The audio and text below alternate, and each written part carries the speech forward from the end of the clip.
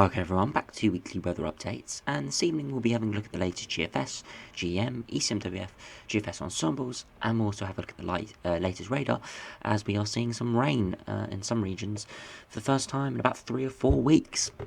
Now do remember, if you enjoy my videos, make sure you like and subscribe, and also do follow me on Twitter, as I am posting quite regularly on there with up-to-date information. I have got a new mic today, so hopefully it means the sound quality is going to be a lot better than it has been.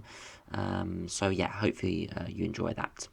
So firstly, we'll have a look at the latest GFS, and you can see there's this little area of low pressure that is developing over the top of the UK. This is bringing the sort of showery and heavy rain in some regions at the moment. Now it does develop towards sort of France. It's not particularly deep, so there's not going to be a lot of wind with it, but it's going to have a lot of showery rain circulating around it, and there's potential for tomorrow, or overnight tonight into tomorrow, there's a chance of some quite heavy rain falling in some regions. It's quite an unknown picture as the instability's there, but exactly where we see the heaviest rain is still unknown. But some areas in the south and the Midlands could see quite a soaking come tomorrow morning, could see half an inch of rain potentially. Again, it's difficult to say exactly what's going to happen with that, but we'll look at the latest radar and we can see where that heaviest rain is right now. But as we move beyond that, you can see we maintain the sort of northeasterly flow. If you look at the 850 HPA temperatures, we've got quite cold air aloft, which means there's a decent chance that we do start to see overnight frosts return. Probably not as widespread as they've been recently, as the nights are getting shorter, so there's less time for radiation from the ground. So still overnight frost in rural areas, but less likely in more urban areas as well. With the colder air coming in, there is a chance we do see some snow over the next few days over towards Scotland and some northern hills. Now it's not going to be anything too significant, but it's just the chances you could see a few flakes here and there as the freezing level does drop down. Beyond that, if we have a look at the pressure charts, you can see high pressure remains around Greenland with northern blocking, but the Atlantic starts to power up. And what that does, it's going to bring low pressure in off the Atlantic. It's going to turn things unsettled again, quite windy, but also a bit milder. As you can see, upper air is getting well above freezing, which means in the day, generally around maybe 14, 15 degrees, with sunshine, perhaps a bit warmer.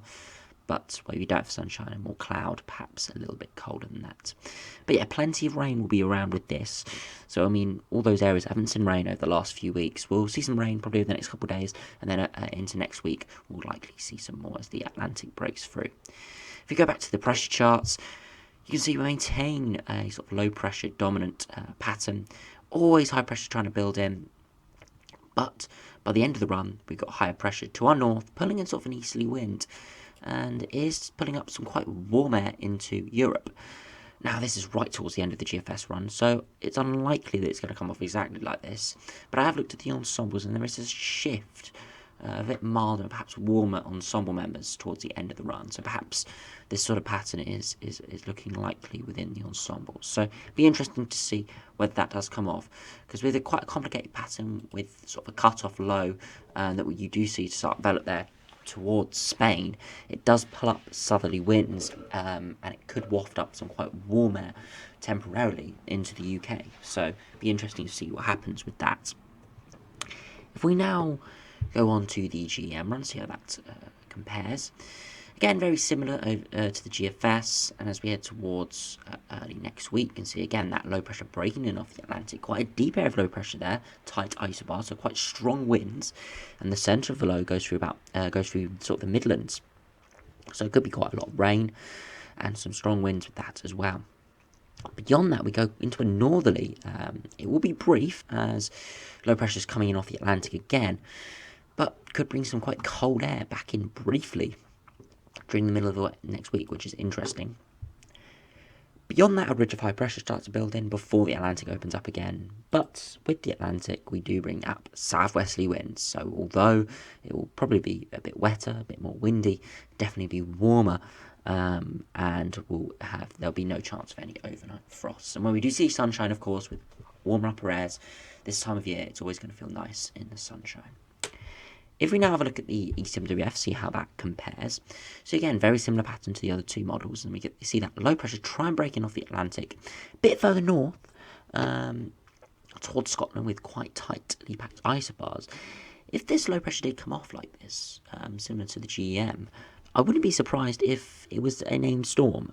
Now, not because of simply how deep it is, but how localized it is and how tight those isobars are. Very localized, but definitely I'd see yellow warnings for wind out, if not perhaps amber warnings. But it'll be interesting to see exactly what happens with that as we come into more of the summer period, more leaves on the trees, so impacts are higher, even though the wind might not be as strong as a winter storm, for example. So it'll be interesting to see what happens with that. It's shifted quite far northwards on this ECMWF run, but both the GEM and the ECMWF, and to a certain extent the GFS, are showing it. So it'll be interesting to see exactly how this low develops towards Monday, Tuesday next week. Beyond that, again, we get a brief northerly, very similar to the GEM, and again the -5 line comes rushing through before getting swept away as lower pressure comes in off the Atlantic and is likely to turn a bit milder once again.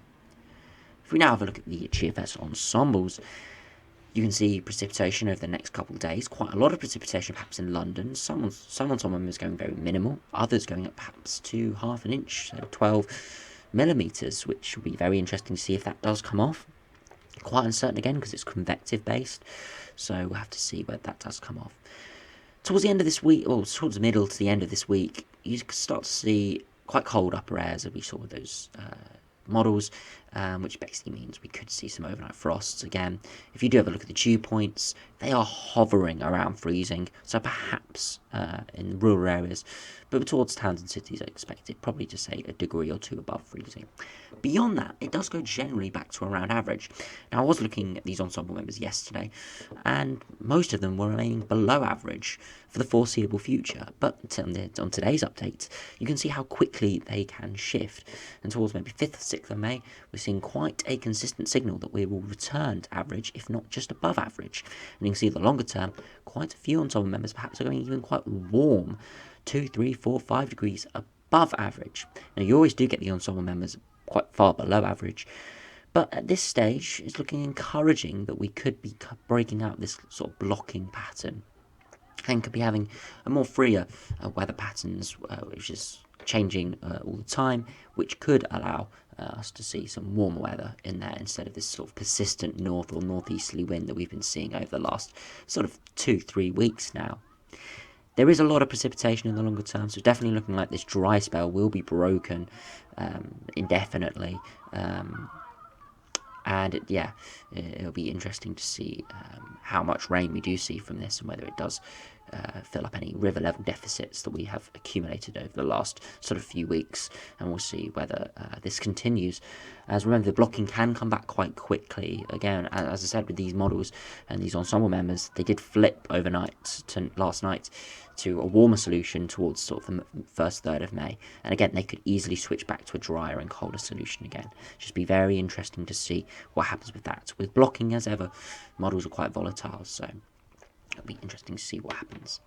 If we lastly have a look at the Weather Channel at the latest radar, you can see where the lowest position, sort of towards northern England, you can see this rain spiralling round. You can even see there's a bit of snow in Scotland over the hills, but you can see quite localised but heavier downpours. There's some more persistent lighter rain further south and eastwards, and then spitting rain sort of in the North Midlands before we do see some heavier showers in northern England into Scotland, and those will be spreading southwards overnight tonight. Perhaps could band together a bit more as I head into central and southern England, and perhaps could see some more enhanced rain, and that's where we saw with some of those ensemble members going for half an inch of rain. That's if we do see some real convection spike up.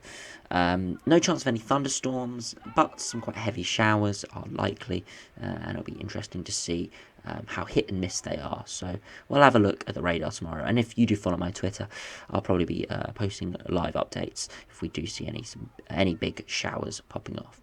So anyway, thanks for watching, hope you enjoyed, subscribe if you're new, and I'll see you again for another video soon.